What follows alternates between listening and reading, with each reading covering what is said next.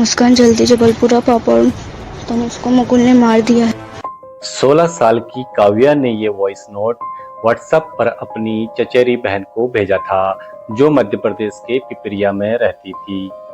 लेकिन मुस्कान ने ये वॉइस नोट 5 घंटे बाद सुना था। उसने भागकर तुरंत अपने पापा को ये मैसेज सुनाया।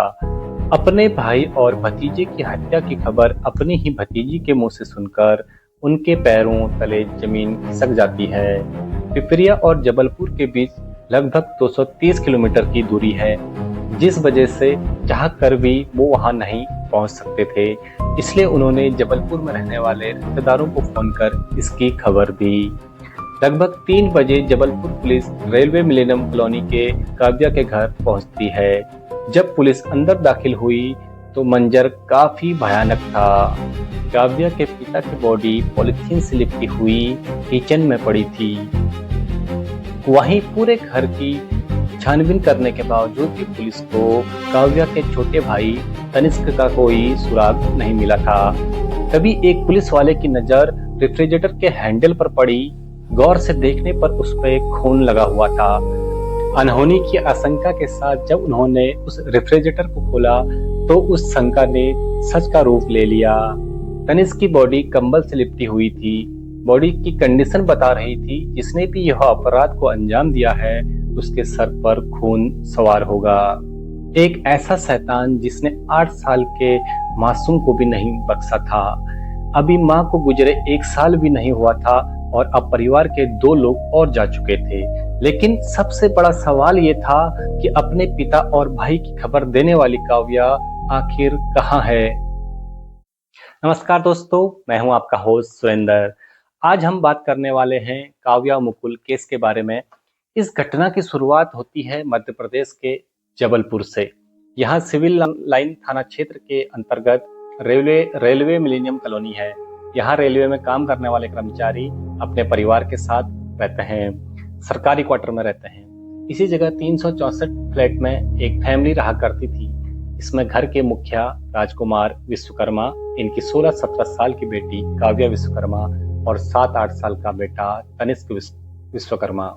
बस यही 3 लोग थे। जो राजकुमार की पत्नी थी और दोनों बच्चों की मां थी आरती विश्वकर्मा, वह मई 2023 में दुनिया छोड़कर चली गई थी। उनका निधन हो गया था।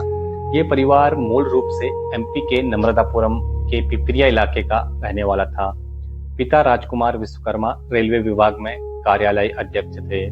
इनकी पोस्टिंग जबलपुर में थी। बच्चे भी यहीं पर रहकर पढ़ाई करते थे। मां की मृत्यु ने पिता और बच्चों को काफी ज्यादा दुखी कर दिया था। कहीं अकेले रहकर मां की याद में बच्चे परेशान नहीं, अकेला महसूस ना करें, इसलिए पिता ने इन्हें पिपरिया भेज दिया था। खुद भी छुट्टी लेकर वहीं पर चले गए थे। वहां पर भरा पूरा परिवार था। ज्वाइंट फैमिली थी जिनमें दादा दादी, चाचा चाची, कजन, भाई बहन सब लोग थे। पिता ने सोचा कि बच्चे सबके साथ रहेंगे तो माँ की उतनी याद नहीं आएगी, फिर ये पढ़ाई लिखाई पर भी ध्यान दे पाएंगे। बीच बीच में राजकुमार को काम के सिलसिले में जबलपुर आना पड़ता था। बच्चों को भी पढ़ाई लिखाई और टेस्ट वगैरह के लिए यहाँ लाते थे। फरवरी 2024 के आसपास से दोनों बच्चों का एग्जाम शुरू होने वाला था। बेटी के बोर्ड्स के एग्जाम थे। बेटी 10वीं कक्षा में थी। इसी बीच राजकुमार दोनों बच्चों को पिपरिया से जबलपुर बुलवा लेते हैं। बेटा तनिष्क 4th क्लास में पढ़ता था। अब 13 मार्च 2024 को बेटी काव्या का बोर्ड का एग्जाम खत्म होता है। 15 मार्च 2024 शुक्रवार का दिन दोपहर के करीब 3 बजे के आसपास पिपरिया में रहने वाली मुस्कान ने अपने व्हाट्सएप पर राजकुमार के नंबर से आया हुआ एक मैसेज देखा था। राजकुमार विश्वकर्मा उस लड़की के चाचा थे, काव्या इसकी कजन थी। वो मैसेज 4 सेकंड का एक वॉइस नोट था जिसमें काव्या की आवाज थी। काव्या ने बोला, मुस्कान जल्दी जबलपुरा पापड़ तनुष्को मुकुल ने मार दिया है। ये मैसेज कजन को 3-4 घंटे पहले आया था, लेकिन वो उस समय अपना फोन यूज नहीं कर रही थी। जब फोन उठाया और व्हाट्सएप चेक किया तब उन्हें इस वॉइस नोट मिला। इसको सुनते ही उनके पैरों तले जमीन खिसक जाती है। अब उन्होंने अपने पिता को यह सुनाया, बाकी घर वालों को भी सुनाया। सभी लोग इसे सुनकर घबरा जाते हैं फौरन कजन के पिता ने जबलपुर में रहने वाले अपने एक जानने वाले को कॉल किया। उनसे कहा कि राजकुमार के घर पर जाकर चेक कीजिए, ऐसी ऐसी बात है। जिसके बाद वो रिश्तेदार यहाँ घर पर आते हैं। बंद ताला देखने के बाद उन्होंने पिपरिया में कॉल करके इसके बारे में बताते हैं। फिर वहां से जवाब आता है कि पुलिस को बुलाइए और ताला तोड़कर अंदर जाइए। रिश्तेदार ऐसा ही करते हैं। उन्होंने सिविल लाइंस पुलिस स्टेशन में सूचना दी। थोड़ी ही देर में लोकल पुलिस और रेलवे पुलिस भी दोनों कॉलोनी में आते हैं। सभी की मौजूदगी में घर के मेन गेट का ताला तोड़ा गया। अब पुलिस वाले घर के अंदर जाते हैं। यहाँ की दशा को देखकर सबके पैरों तले जमीन खिसक जाती है, क्योंकि यहाँ जगह जगह पर खून के छींटे थे। जब ये लोग किचन में गए तो वहाँ फर्श पर राजकुमार विश्वकर्मा की खून से लथपथ लाश पॉलीथीन पे लिपटी हुई पड़ी थी। अब ये हुआ कि दोनों बच्चे कहाँ पर हैं। पुलिस इन्हें घर में ढूंढते हैं। हर कमरा, हर कोना छान मारा गया, लेकिन बच्चे कहीं पर भी नहीं मिले। राजकुमार का कत्ल हुआ था और दोनों बच्चे गायब थे। इसी बीच एक पुलिस वाले ने किचन के पास मौजूद फ्रिज पर कुछ निशान देखे, जैसे कि खून के धब्बे हो। हैंडल पर भी एक धब्बा था। फ्रिज चालू अवस्था में था, ऑन था। जब इसके दरवाजे को खोला गया तो अंदर से तनिष्क मिलता है, वह भी कंबल और पॉलीथीन में लिपटा हुआ पड़ा था। फ्रिज से उसे बाहर निकाला गया। वहां राजकुमार और तनिष्क दोनों के सिर पर किसी भारी भरकम चीज से वार करने के निशान मिले। बड़े ही सातिराना तरीके से यहाँ पर सब कुछ अंजाम दिया गया था। इनके चोट पर कपड़े बांधे गए थे बैंडेज के रूप में, ताकि खून का रिसाव जमीन पर ना हो। पहले खून को छुपाने की कोशिश की गई थी। बाथरूम में भी खून के अंश पाए गए। पुलिस को यह भी लगा कि यहाँ नाश्ता वगैरह भी किया गया होगा। खाने पीने के जूठे बर्तन थे, बचा हुआ खाना पड़ा था। यहाँ अगरबत्ती की लकड़ी भी मिली।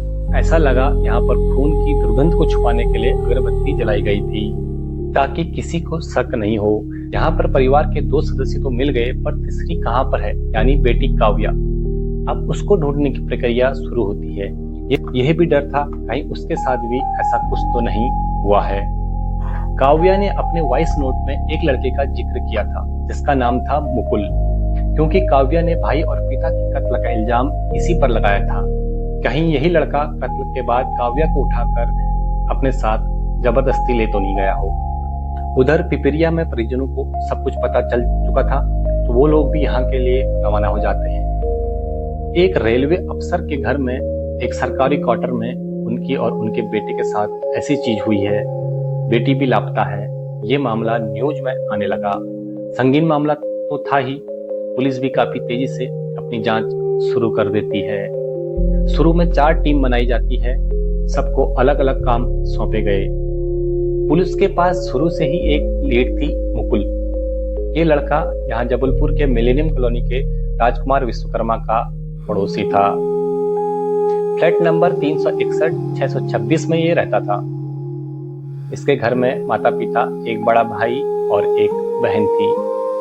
पुलिस जब कॉलोनी की सीसीटीवी चेक कर रही थी तो इसी 15 मार्च की दोपहर 12:30 बजे के आसपास की एक फुटेज सामने आती है। इसमें मुकुल सिंह स्कूटी पर सवार होकर कॉलोनी से बाहर जाते हुए नजर आ रहा था, लेकिन वो अकेला था। उसके साथ काव्या नहीं थी। पुलिस और आगे की फुटेज चेक करती है। मुकुल के यहाँ से निकलने के करीब 10 मिनट के बाद काव्या भी कॉलोनी से बाहर जाते हुए दिखाई देती है। इसमें काव्या पैदल चल रही थी। इसके पास कोई सामान नहीं था, मगर उसके हाथों में पुलिस को एक मोबाइल फोन दिखाई देता है। लेकिन काव्या फोन तो घर पर मौजूद था, फिर इसने किसका फोन लिया हुआ है? पता चलता है घर पर काव्या की माता जी का भी फोन रहता था, जो गायब है। यानी काव्या अपनी माँ का फोन लिए हुई है। काव्या भी उसी दिशा में गई जिस दिशा में मुकुल स्कूटी से गया था। जहां दोनों बारी बारी गए थे, पुलिस ने वहां के रास्तों की फुटेज चेक किए।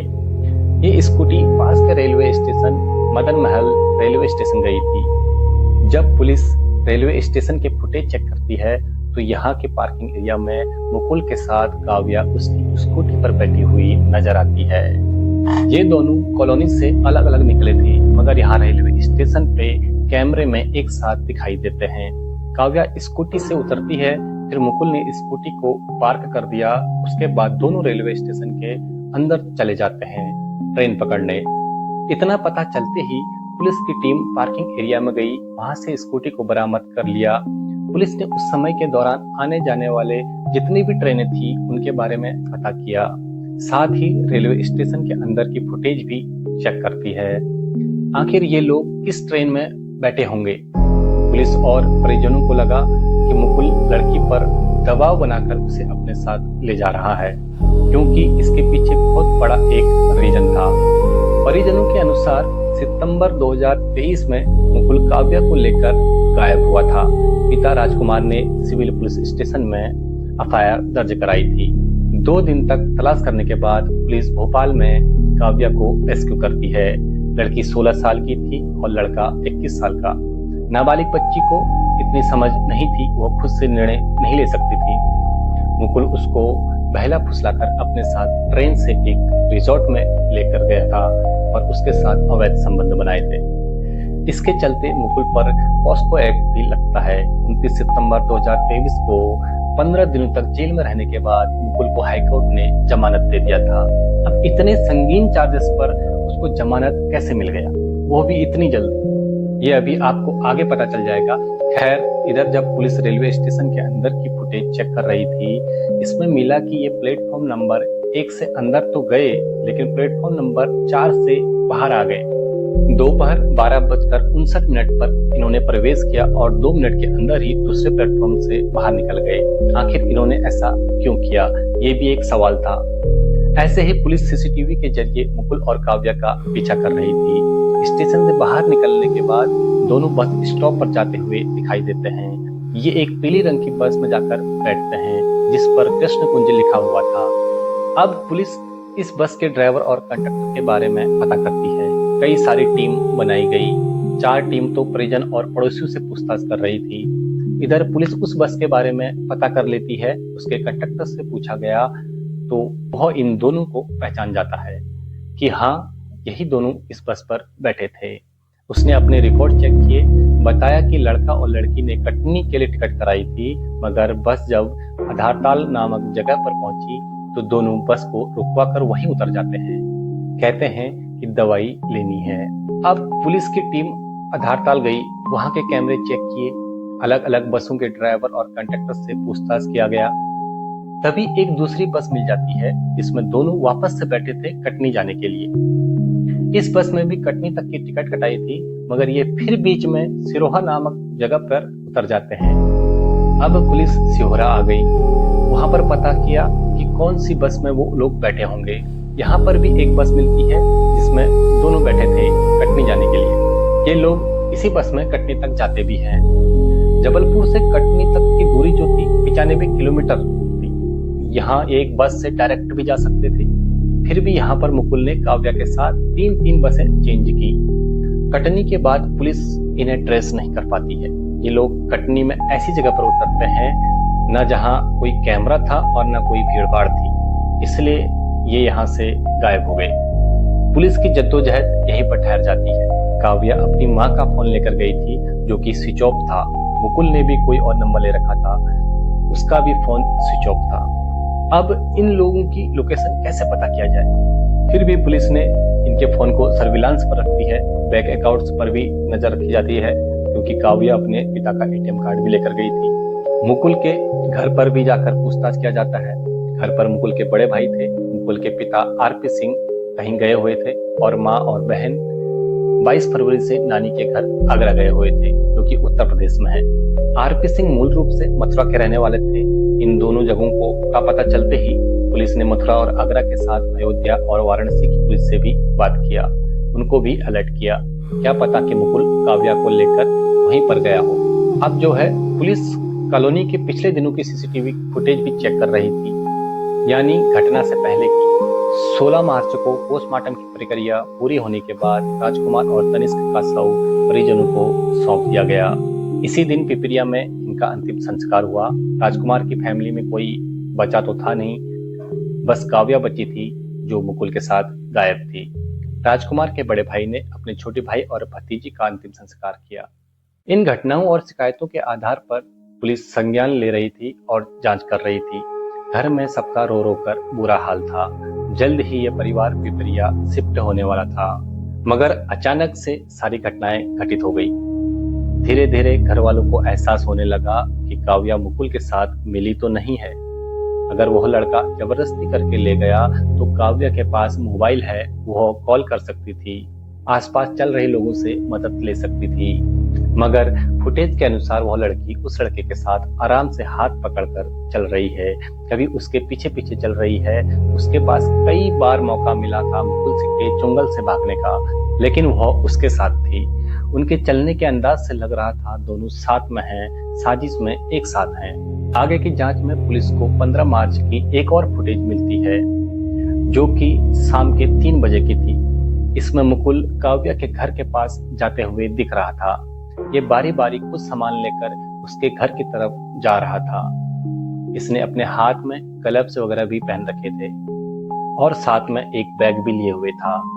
इधर घर की छानबीन के दौरान पुलिस को घर के पिछले दरवाजे पर कुछ डैमेज मिलता है, जैसे कि वहां की चिटकनी और ताले को गैस कटर से तोड़ने की कोशिश की गई हो सकता है मुकुल इस रास्ते से अंदर आया होगा।